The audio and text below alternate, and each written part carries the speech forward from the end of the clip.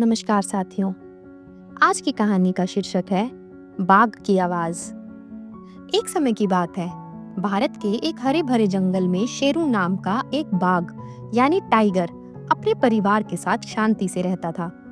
उसकी दहाड़ से जंगल गूंज उठता था और जानवर चैन से जीवन बिताते थे। लेकिन यह शांति ज्यादा दिन तक नहीं टिक पाई।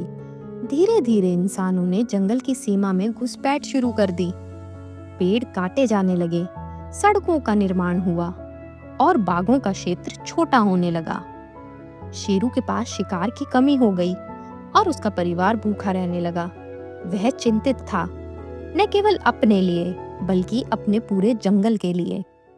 उसी समय पास के गांव के कुछ बच्चों ने देखा कि बाघों की संख्या घटती जा रही है और उन्होंने सेव द टाइगर्स नाम का एक अभियान शुरू कर दिया।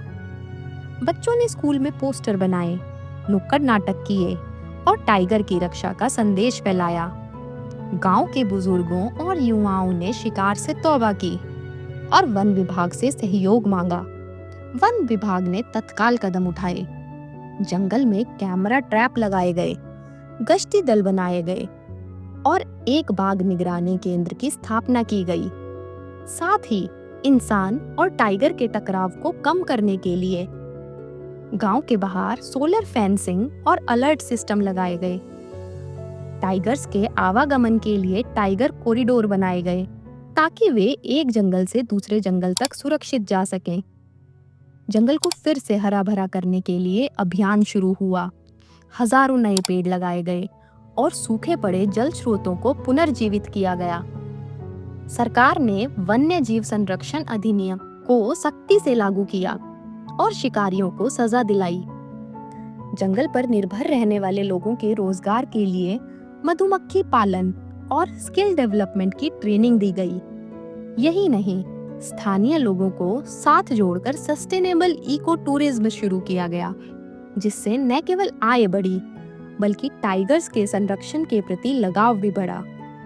हर साल 29 जुलाई को अंतर्राष्ट्रीय बाघ दिवस पर गांव और स्कूलों में भाषण, चित्रकला प्रतियोगिता और जागरूकता रैली निकाली जाती है, जिसमें बच्चों से लेकर बुजुर्ग तक भाग लेते हैं। कुछ ही वर्षों में जंगल में बाघों की संख्या दोगुनी हो गई। अब शेरू फिर से जंगल में निडर घूमता है, उसकी दहाड़ हवा में गूंजती है और जंगल की आत्मा फिर से जीवंत हो उठी। यह कहानी सिर्फ शेरू की नहीं, बल्कि पूरे पारिस्थितिक तंत्र की है।